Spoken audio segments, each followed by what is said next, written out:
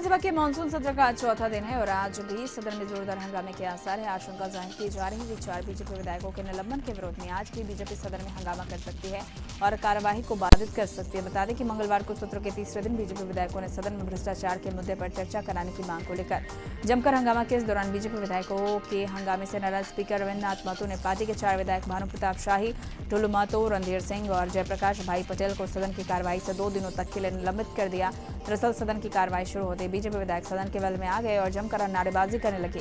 हंगामे के बीच सदन की कार्रवाई चलती रही। इस बीच सदन के स्पीकर रविन्द्रनाथ महतो ने बीजेपी विधायकों को अपनी अपनी सीटों पर बैठने का आग्रह किया, लेकिन सदस्यों का हंगामा जारी रहा और वो सीट पर बैठने को तैयार नहीं हुए। बीजेपी विधायकों के निलंबन पर स्पीकर, मुख्यमंत्री समेत कई विधायकों ने अपनी अपनी प्रतिक्रियाएं दी है। मानसून सत्र के तीसरे दिन विधानसभा के अनुपूरक बजट को पारित किया गया। झारखंड विनियोग संख्या 3 विधेयक 2022 को मंजूरी दे दी गई। इसके बाद सदन की कार्रवाई बुधवार 11 बजे तक के लिए स्थगित कर दिया गया।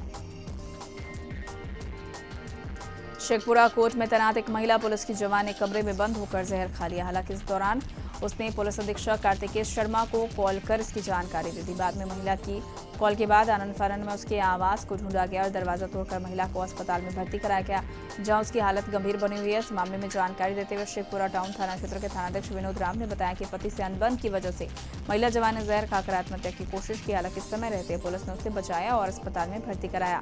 महिला जवान की पहचान प्रिया कुमारी के तौर पर हुई है और वो पटना जिले की रहने वाली बताई जा रही है। बेगूसराय में NH 31 पर कार को एक तेज रफ्तार वाहन ने जोरदार टक्कर मार दी। इस घटना में कार सवार दवा विक्रेता की जहां मौत हो गई, वहीं कार का चालक गंभीर रूप से घायल हो गया। घटना बलिया थाना इलाके के NH 31 की है। बताया जा रहा है कि लाखों थाना इलाके के धबौली गांव के रहने वाले बिरबल अपने साथी के कार से बलिया अपने घर धबौली लौट रहे थे। लौटने के दौरान बलिया के पास NH 31 पर तेज रफ्तार वाहन ने कार में जबरदस्त सामने से ठोकर मार दी। बिरबल की मौत से परिजनों में कोहराम मचा हुआ है। परिजनों का रो रो कर बुरा हाल है। मधुपुर थाना इलाके के लखनुआ गांव में पति ने पत्नी की पीट कर हत्या कर दी। घटना को अंजाम देने के बाद पति मौके से फरार हो गया। बता दें कि मृतका का विवाह 15 साल पहले आरोपी के साथ हुआ था और उसके 2 बच्चे भी हैं। मृतका अपने दोनों बच्चों के साथ अपने मायके लखनुआ में रह रही थी। इधर 3 दिन पहले आरोपी पति अपने घर पथरड्डा से लखनुआ आया था। इस दौरान वो पत्नी के मायके पहुंच गया और पत्नी के लोहे के रॉड से पीटकर उसकी हत्या कर दी।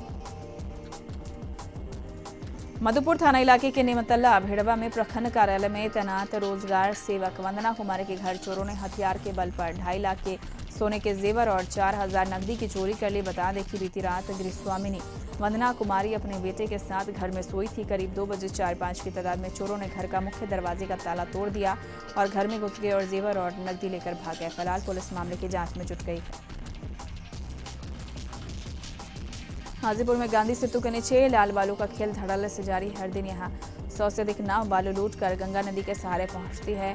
वहीं पुलिस को जब इस बात की जानकारी मिली तो बड़ी तादाद में पुलिस वालों ने गंगा ब्रिज थाना पहुंचकर कार्रवाई की, लेकिन एक भी नाव को पुलिस पकड़ नहीं पाई। सभी नाव पुलिस को देखते ही भागने लगी। अब सवाल खड़ा होता है कि रोजाना यहाँ नाव से बालू लाने का काम हो रहा है, लेकिन पुलिस इसे रोकने में आखिर क्यों फेल है।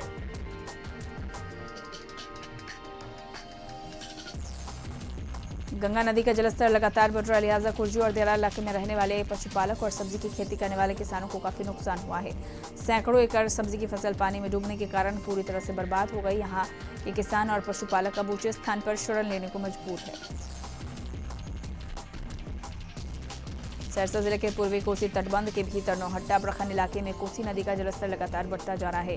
कोसी बराज से लगातार पानी छोड़े जाने के बाद कोसी नदी उफान पर है, जिस कारण नौहट्टा प्रखंड के पूर्वी कोसी तटबंध के भीतर केदली पंचायत के कई गांव में बाढ़ का पानी फैल गया, जबकि दूसरे कई गांव बाढ़ के पानी से घिर चुका है। केदली पंचायत के कई गांव में लोगों के घरों के आंगन में बाढ़ का पानी घुस गया है। सड़कें पूरी तरह से जलमग्न हो चुकी है, जिसकी वजह से बाढ़ जैसे हालात हो गए। वहीं लोगों को रहने से लेकर खाने पीने तक के लिए कठिनाइयों का सामना करना पड़ रहा है। सड़क पर घुटने तक पानी लग गया है, जिसके कारण लोग नाव से आवाजाही कर रहे हैं। कोसी नदी की उफनाती धारा को देखकर तटबंध के भीतर बसे लोगों को एक बार फिर से उन्हें अपना आशियाना खोने का डर सताने लगा है।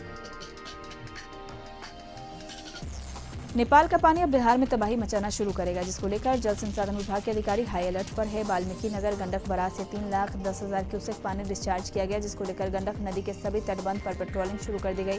वहीं गंडक नदी के साथ ही बगहा के सुदूर दोन के इलाकों में पहाड़ियां नदियों का कहर भी जारी है। बगहा के 2 पंचायतों के 22 गांव पहाड़ी नदियों के जलस्तर में वृद्धि के बाद टापू की तरह घिर गए हैं। नदियों को पार कर आने जाने की मजबूरी है। लोग जान जोखिम में डालकर पहाड़ी नदी को पार कर रहे हैं। बाइक को भी कंधे पर उठाकर गांव के कुछ युवा जरूरी कार्य के लिए जाते दिख रहे हैं। बारिश के बाद गंडक नदी के साथ ही कई पहाड़ी नदियां उफान पर है। उधर प्रभावित इलाकों में एसएसबी आगे आई है और लोगों को सुरक्षित ठिकाना बनाने की अपील कर रही है। भागलपुर के नवगछिया अनुमंडल के रंगड़ा प्रखंड अंतर्गत जहांगीरपुर बैसी में कोसी नदी के भीषण कटाव में 2 मंजिला इमारत भी ताश के पत्ते की तरह भरभराकर समा गई। कटाव में मोहम्मद मतीन का 2 मंजिला घर नदी में समा गया। गांव के अब तक 112 लोगों के घर इस साल नदी में समा गए। कटाव से विस्थापित परिवार रिंग बांध पर झोपड़ी बनाकर पॉलिथीन टांग कर खानाबदोश के समान जीवन यापन कर रहे हैं। उन्हें कोई भी देखने वाला नहीं है। रिंग बांध पर रह रहे लोगों को पेयजल के लिए काफी परेशानी होती है। पीड़ित परिवार को 2-2 किलोमीटर दूर से पानी लाना पड़ता है। नागपंचमी के मौके पर पटना सिटी के चौक प्राचीन पीतल के महादेव मंदिर में नाग के दर्शन के लिए श्रद्धालुओं की भारी भीड़ देखी गई और श्रद्धालु नाग दर्शन के साथ साथ उनको दूध और लावे का भोग लगाकर उनकी पूजा करते नजर आए। वही श्रद्धालुओं ने नाग देवता से अकाल मृत्यु और काल दोष से मुक्ति के लिए प्रार्थना की। इस नजारे को देखने के लिए दूर दूर से श्रद्धालु मंदिर पहुंचे। मधेपुरा सदर अस्पताल में अमानवीय घटना घटी है। महिला को प्रसव के बाद बेटा होने के बाद मधेपुरा अस्पताल की 4 नर्स ने महिला के परिजन से मुंह दिखाई की रकम मांगी है और इसी रकम को लेकर नर्सों ने बच्चे का कपड़े से मुंह ढक दिया, जिससे बच्चे की सांस रुक गई और उसकी मौत हो गई। घटना के बाद तत्काल पूरे मामले को में स्वास्थ्य विभाग ने जांच के आदेश दिए और मधेपुरा सदर अस्पताल की आरोपी 4 नर्सों को तत्काल प्रभाव से निलंबित करते हुए विभागीय कार्रवाई के निर्देश दिए गए हैं। इंग्लैंड में चल रहे कॉमनवेल्थ खेलों में झारखंड की 2 लड़कियों ने देश का मान बढ़ाया है। रूपा तिर्की ने सेमीफाइनल में न्यूजीलैंड को हराया और फाइनल में दक्षिण अफ्रीका की जीत कर लॉन बॉल में सोने का तमगा हासिल किया है। बेगूसराय में करोड़ों रुपए के कटाव विरोधी काम करने के बाद भी गंगा में कटाव जारी। स्थानीय लोगों का आरोप है कि ठेकेदार और अधिकारियों की मिलीभगत से सही काम नहीं किया गया, इससे कटाव जारी है। पूरा मामला मटिहानी प्रखंड के नया गांव गंगा तट का है, जहां करोड़ों की लागत से कटाव विरोधी काम करवाने के बाद भी गंगा नदी का कटाव तेज हो गया। स्थानीय लोगों का कहना है कि 10 करोड़ की लागत से खोरमपुर गंगा घाट से लेकर नया गांव 3 मुहानी गंगा घाट तक कटाव निरोधी काम कराया गया था। 1 किलोमीटर तक केवल बैग पिचिंग का काम था, जबकि शेष 3 किलोमीटर में बल्ला पाइलिंग कर बैग पिचिंग करना था। जियो बैग में बालू भरकर डालना था, लेकिन जियो बैग में बालू की जगह मिट्टी काट कर भर दिया गया। ग्रामीणों का आरोप है कि गंगा नदी में गहराई में बल्ला पाइलिंग कर जियो बैग पिचिंग करना था, लेकिन अधिकारियों की मिलीभगत से ठेकेदार ने गंगा के ऊपरी सतह से जियो बैग पिचिंग कर दिया और फर्जीवाड़ा किया, जिसका परिणाम ये है कि चित्रौर और नया गांव के बीच में 4 स्थान पर कटाव निरोधी काम धंस गया और गंगा नदी का कटाव तेज हो गया है। फुलवारी शरीफ के उर्फी गांव में लूटपाट के दौरान मां और बेटी की हत्या मामले में अभी तक पुलिस के हाथ खाली है। उधर इस हत्याकांड मामले में पुलिस 2 बिंदु पर जांच कर रही है। बता दें कि मृतक के पति की 2 शादियां हैं और पुलिस इस बिंदुओं को भी ध्यान में रखकर जांच कर रही है। पुलिस को संदेह है कि इस मामले में किसी परिचित का हाथ हो सकता है। उधर पुलिस ने दावा किया कि जल्द ही वो इस मामले का खुलासा करेगी। मुंगेर में कोतवाली थाना इलाके में निजी नर्सिंग होम में महिला की मौत के बाद परिजनों ने जमकर हंगामा किया। दरअसल सिजेरियन ऑपरेशन के बाद महिला ने एक नवजात बच्ची को जन्म दिया था। उसके बाद से जच्चा और बच्चा की तबीयत ठीक थी। बाद में महिला ने कमर दर्द की शिकायत डॉक्टर से की थी। डॉक्टर ने बीपी सहित दूसरी जांच के बाद महिला का कंडीशन नॉर्मल बताते हुए सभी चीजों को सही बताया, लेकिन बाद में अचानक महिला की तबीयत बिगड़ी और डॉक्टर ने उसे मृत घोषित कर दिया। इसके बाद परिजन उसे बगल के दूसरे नर्सिंग होम ले गए। वहां भी डॉक्टर महिला को मृत घोषित कर दिया और उसके बाद परिजन एक बार फिर पहले वाले नर्सिंग होम पहुंचे, लेकिन तब तक नर्सिंग होम बंद कर डॉक्टर और स्टाफ निकल चुके थे और इसके बाद परिजन नर्सिंग होम के बाहर ही हंगामा करने लगे। हंगामे की खबर सुनकर कोतवाली थाना के पुलिस मौके पर पहुंचे। इस बीच वहां पहुंचे केशरी समाज के कुछ समाजसेवी लोगों ने आक्रोशित परिजनों को समझा बुझाकर मामले को शांत कराया। सिवान में एक बड़ी घटना में गैस सिलेंडर में विस्फोट के चलते 7 लोग झुलस गए। झुलसने वालों में कुछ घर में सो रहे बच्चे भी शामिल हैं।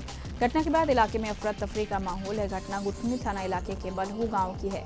बताया जा रहा है कि करीब 1 बजे रात में घर की औरतों को गैस की तेज गंध महसूस हुई। इस दौरान गैस रिसाव को देखते के जाने के दौरान गैस सिलेंडर में विस्फोट हो गया, जिससे घर में सोए छोटे छोटे बच्चों के साथ घर के 7 सदस्य लोग झुलस गए, जिन्हें सिवान सदर अस्पताल लाया गया, जहां उनका इलाज किया जा रहा है।